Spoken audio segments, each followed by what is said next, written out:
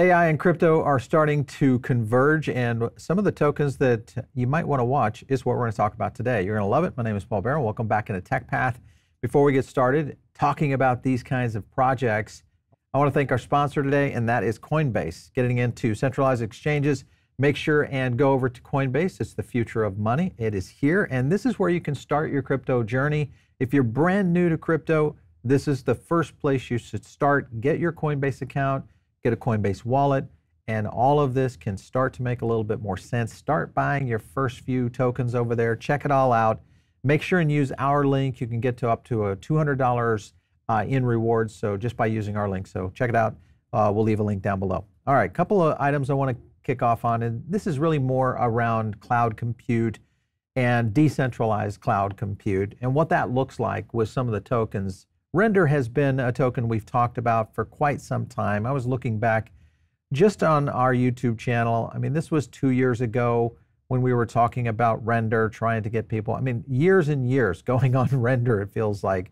But these are the number of videos that we've just continued, mainly because we believe that this is the future of where a lot of technology is going to be moving. And obviously the play that NVIDIA has been playing way before NVIDIA started making its play, Render was setting up for some pretty amazing things. Spatial computing is one of the biggest things that's happening. This event, which is the largest spatial computing conference, occurred, and a lot happened while all of this was going on, including a lot of reveals around a company called IKEA. I want to go to this first clip because this will get into a little bit more detail on some of the things that they are doing. Take a look. And what you also see on these kind of pictures is that we have to have a lot of products or things that we don't sell. That means that we also have to do food. And that means that we have to figure out how to fold towels. We have to figure out how to grow plants. We have to figure out how to groom hair on small toys. This thing then contains a lot of stuff. All the materials or all the surface appearances, we store them separately. But then when we have it like this, we can also search for which product has a certain material, and then we can find that backwards. And our textures are really, really large, like 30K is a normal one. But that also means that we have to render these things. So we have a render farm, about 3,500 CPU cores. We can't really use GPUs because our textures are too large, so the GPUs have been too small. We also do all the rendering real-time 3D model conversion on the same pipeline. Then we also have a safety. The safety is called cloud. But to have it up and running, we have about 6 million assets synced online. At the same time, we were adding the augmented reality stuff in 2012.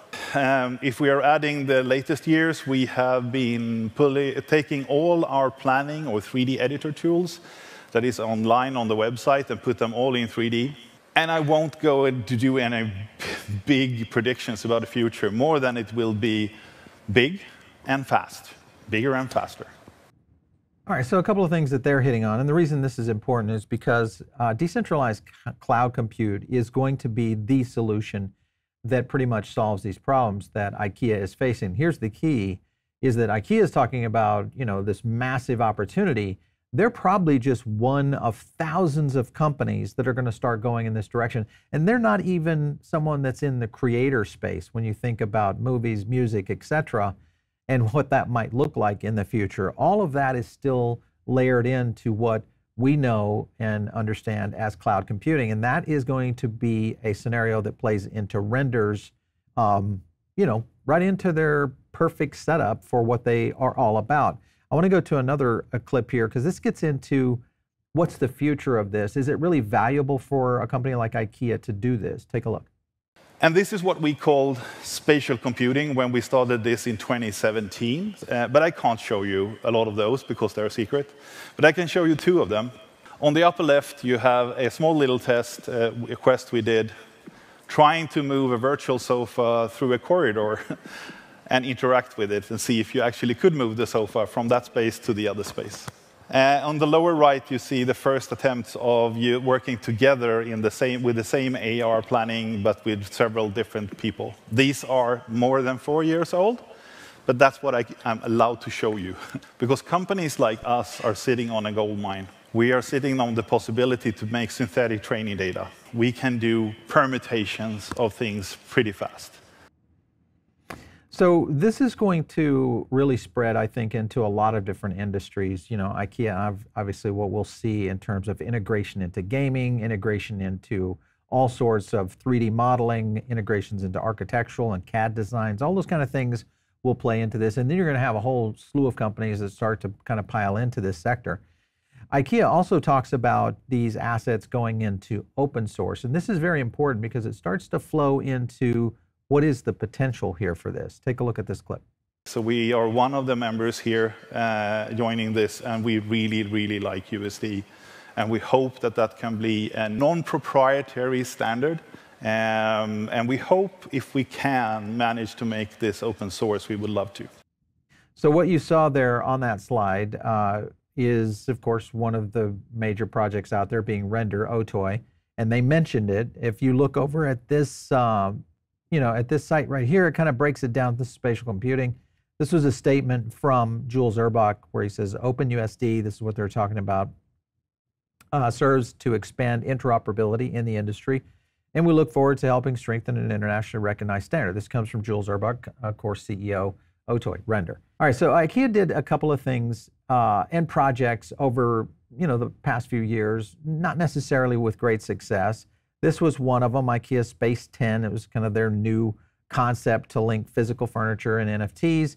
Didn't really work. In fact, there was some things that ended up being not that great. And I think with companies like IKEA, yes, you have to try a lot of new things, especially around this technology, which is very new. And they have started to move in this direction. I want to play a clip for you that goes into a little bit about what they were trying to do with that, because it'll set up where they're going now. Take a look.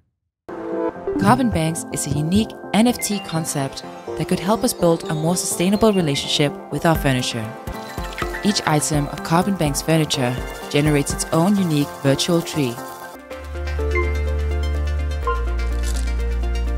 Acts of maintenance and care are rewarded with bespoke growths, creating new opportunities to express our sustainable achievements and regenerating our relationship with the physical world. There's another clip that goes in a little bit more on the Studio app, which will explain a little bit of how they were trying to achieve this. Take a look.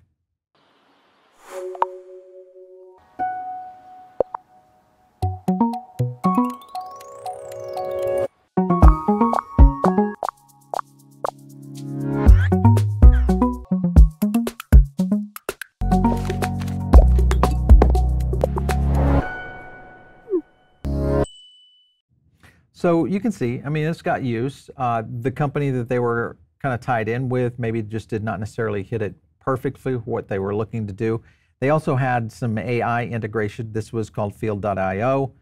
This is an example of how these would be integrated into your space, help you kind of create those things that they were trying to render there from a 3D standpoint, which is interesting because, IKEA obviously, I would say, is one of the biggest online furniture companies out there in the world. And the ability to kind of understand how your space fits with certain kinds of furniture, all of that, very important. Also, this translates into a lot of other companies. Problem is they shut this thing down back in August of last year.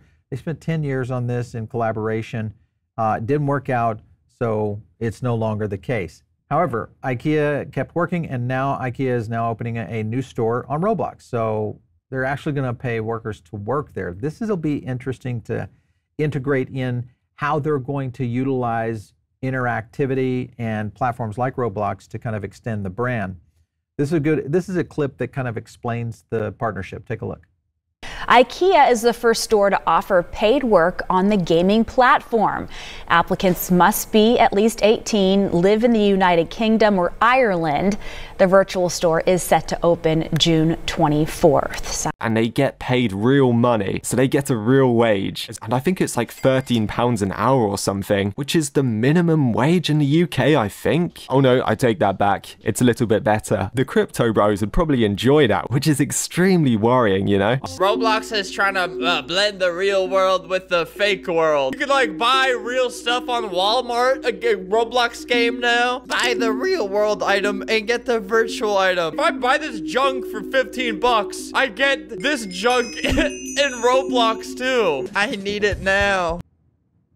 All right, so you can kind of see the merge of this. Interesting. The cool thing here, I think, is the kind of the merge of how they're going to handle this from a almost a customer service or even a sales standpoint. All right, so the countdown, 2 days in, this will start to launch, and of course you'll see collectibles, all sorts of things now that you'll be able to go in and get within the Roblox. So very cool stuff. I think as they start to move into integration, we'll see more of this around companies that are moving into this. Now, AWE, there was a lot of interaction with devices, because remember, to be able to really see this expand, and we've talked about this quite a bit, is you're going to need these new devices. They had a very interesting take on something that isn't necessarily what you would expect. Take a look. We don't see a moment where what iPhone has, and suddenly everybody actually going to convert into the same direction. We think it's actually going to end up converting into 3 different categories. And there was something in the middle, we call it AR glasses. It's just meeting different demands for different customers. And that's what we call that Beam Pro.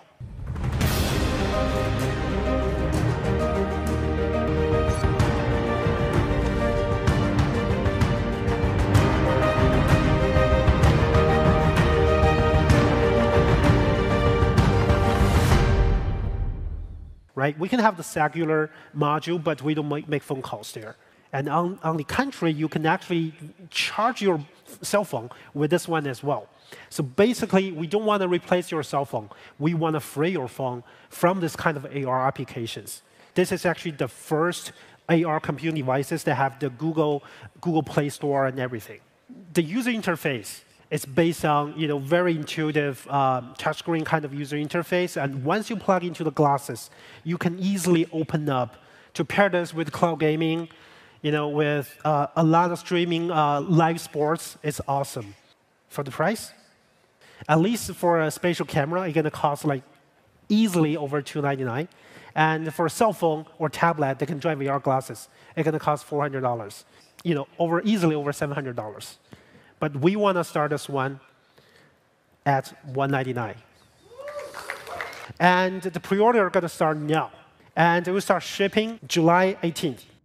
All right, well, this is a new entry into the space. Their spatial computing conference. I think this is exactly what even Mark Zuckerberg has mentioned this many times, is they have to scale down, and getting it into a framework or even a form factor, much like what they were representing there. That's a big step in the right direction, because you could see devices kind of going this way. I'm wondering, if you think about the Solana saga, why would that not, doesn't it have to be a phone? Why could it not go in that direction? Because remember, you've got phone, typically your tablet or your PC going with you, or your laptop. That in-between device, which has been the tablet, could that be truly changed into, something like that? A lot of things going into this direction, that's for sure. All right, so Render and NVIDIA go back a long ways. In fact, the two CEOs go back all the way back to 2013. This is a clip from there just to show you the connection between the two and why this is so important going forward. Take a look. I think Jules has a surprise that he would like to show us. We're announcing Octane Render for the cloud. Octane was the first, and we've been testing it on people's GPUs right on their own machines. This is Transformer? Yeah, and this is Starscream. And this is the actual original clip that we made. We really could only render it in standard definition. That's why it's so small. Really, what we're working towards is making that process go away. The fact that all of this graphics is done in Southern California, and we're looking at it like this. Yeah, it's pretty cool. It's already pretty cool. And we're going to see what 112 GPUs can render. It's done. That was fast. It used to take 30 hours. Is that amazing, guys? Now it's 1 second. It's like the Jensen. And it's rendering it while I'm moving it around in a split second. So when you think about render, remember, all this started a decade ago. So this has been rolling up to the dimension that we're now in, which is really the AI runaway in terms of demand. Here's NVIDIA Jensen Huang talking about cryptocurrency. And when was he talking about that? Well, it was March of 2018. March of 2018. And he made a couple of statements within this article that were very clear. Gaming is much bigger business than data center, much bigger business. Our professional graphics is a much bigger business. And of course, in the future, everything that moves will be autonomous. You're kind of seeing the future here. Of course, this is 7 years ago. Cryptocurrency just gave it a little bit of extra juice and caused all of our GPUs to be in such great demand. That, of course, came from the mining side. There's been other, because everybody will ask us, hey, well, what about near protocol? This was, of course, came in just here recently. NVIDIA CEO speaks, for an altcoin saying it's very cool. They're talking about near protocol. And we've talked about that one before because those are kind of the two that would potentially be in the race. Last up, if you just kind of take a look at one more thing and say, all right, well, where is all this going to be stored? It's going to be stored in the cloud. That's, of course, going to be projects like Storj. This is a good example of cloud compute. And just to give you an example, we showed this before. This is CDN performance. Think of it as AWS. If any of you guys are storing data, right now you're probably using AWS, Azure, or Google, one of those Google Cloud products out there.